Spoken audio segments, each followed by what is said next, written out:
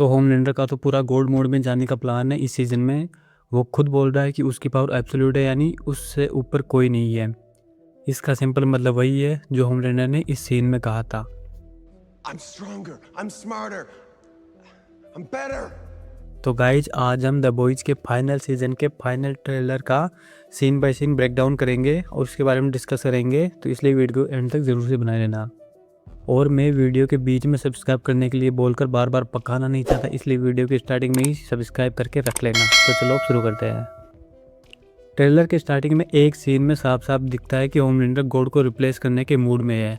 यहाँ बैकग्राउंड में जीसस की इमेज दिखाई जाती है और धीरे धीरे फ्रेम शिफ्ट होता है, तो होमलैंडर उसके मिडिल में आता हुआ दिखाई जाता है। यह इस बात को डिनोट कर रहा है कि होमलैंडर अब अपने आप को गॉड के लेवल पर एस्टेब्लिश करना की सोच रख रहा है।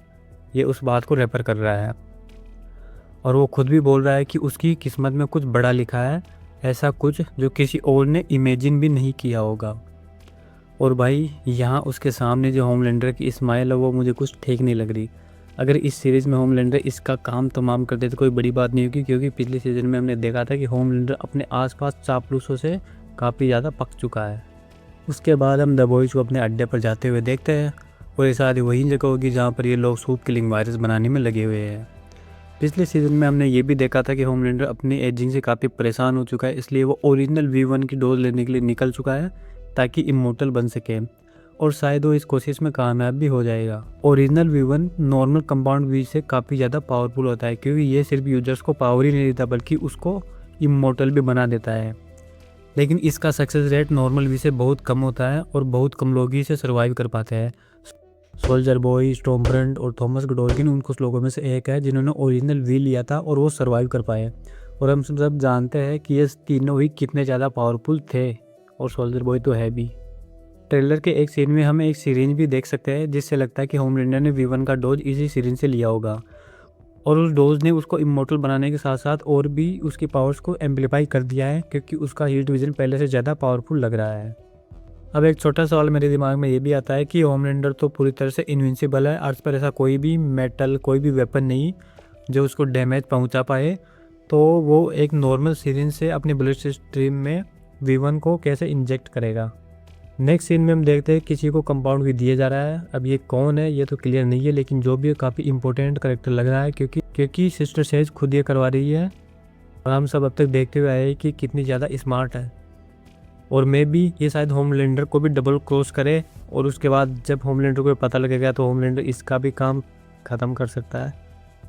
उसके बाद एक स्लोमो दिखाया जाता है एट्रेन की रनिंग का, और मुझे लगता है कि सीज़न 1 के बाद हमको दूसरी बार एट्रेन का स्लोमो इतना डिटेल वे में देखने को मिल रहा है। और होनेस्टली इस स्पीडस्टर के स्लो मोशन सीन देखने का अलग ही मजा आता है, क्योंकि ये देखना काफ़ी ज़्यादा कूल लगता है कि कोई इतनी स्पीड से मूव कर रहा है कि आसपास की दुनिया उसको स्लो मोशन में दिखाई दे रही है और आसपास के लोग उसको देख भी नहीं पा रहे। इस ट्रेलर में हमें जेनवी के कैरेक्टर्स की भी झलक देखने को मिलती है। अब देखना ये होगा कि इस फाइनल सीजन में उनका इम्पैक्ट कितना बड़ा होने वाला है। और फाइनली इस सीज़न में फिर से मदर्स मिल्क को बियर्ड के साथ दिखाया गया है। लास्ट सीज़न में पता नहीं कितना अजीब लग रहा था ये। और बुचर का प्लान क्लियर है, वो ईच एंड एवरी सूप को मारने में है। और होमलैंडर ने भी अपने बाप को जगा दिया है। और ये क्या कन्वर्सेशन थी भाई इनके बीच में। होमलैंडर अब हर चीज़ पर टोटल कंट्रोल लेना चाहता है। जो भी लोग उसके अगेंस्ट है उन सबको वो फ्रीडम कैंप्स में डाल रहा है। नाम भले ही फ्रीडम कैंप्स है, लेकिन असल में ये सिर्फ मॉडिफाइड जेल ही है।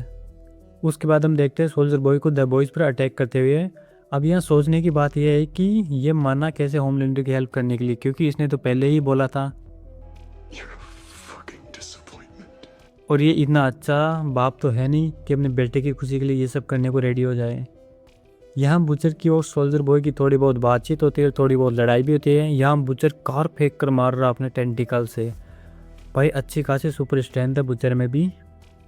एक सीन में हम होमलैंडर और सोल्जर बॉय को किसी पुरानी सी जगह पर जाते हुए देखते हैं। हो सकता है ये वोट का कोई पुराना लैब हो जहाँ पर V1 का स्टॉक रखा हो।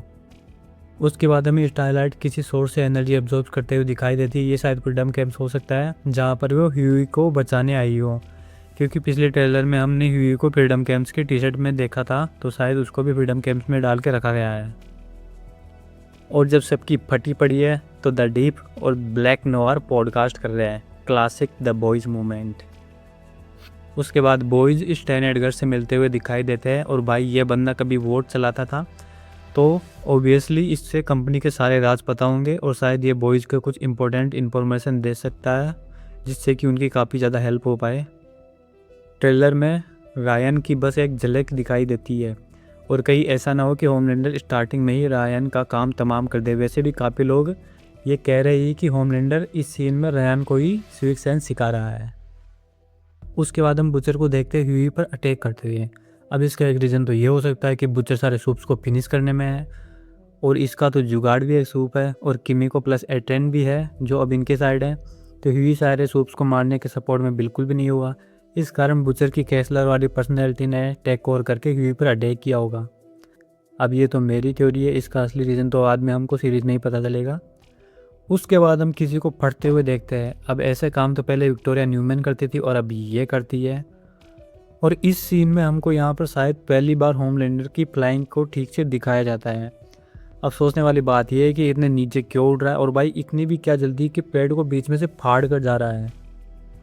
अब यहाँ पर यह हो सकता है कि यहाँ पर होमलैंडर एट्रेन का पीछा कर रहा है तभी इतना डेस्परेट होकर उड़ रहा है कि पेड़ को फाड़ कर ही निकल रहा है।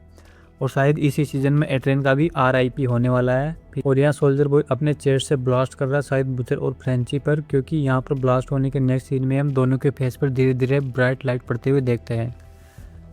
लास्ट में होमलैंडर को व्हाइट हाउस में चेयर पर बैठा देखकर एक अजीब तरह की स्माइल करते हुए देख सकते हैं, जिससे लग रहा है कि शायद सब कुछ उसके प्लान के अकॉर्डिंग चल रहा है। तो भाई लोग ये सीज़न टोटल बवाल होने वाला है। इस वीडियो में मैंने जो जो कुछ भी नोटिस किया है सब कुछ इस वीडियो में इंक्लूड कर दिया है। और अगर आपने कुछ अलग नोटिस किया हो तो आप कमेंट में मेंशन कर सकते हैं। बाकी सब्सक्राइब नहीं किया तो कर लेना। And thanks for watching this video.